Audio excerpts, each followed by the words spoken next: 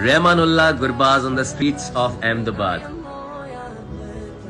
कल था अफगानिस्तान का आखिरी मैच और उसके बाद अराउंड 3 AM मेरे घर के नजदीक near Doordarshan cross road I saw this और मैंने देखा जो आप देख रहे हैं इस वक्त। अगर मैं जाके मिलता तो I don't know how he would have reacted in this situation.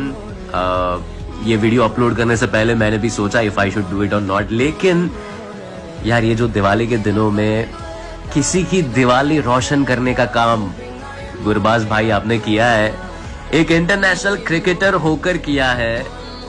I thought शायद किसी और को इंस्पायर कर सकता है। बहुत दुआएं मिलेंगी भाई आपको, बहुत दुआएं। I just can't imagine the reaction of these people when they wake up next morning और whenever they wake up and they see कि उन्हें क्या गिफ्ट मिला है गुरबाज भाई की तरफ से। क्या बात है यार, क्या बात है। थैंक यू गुरबाज भाई, आपको दिवाली की बहुत बहुत शुभकामनाएं। हैप्पी दिवाली आपको।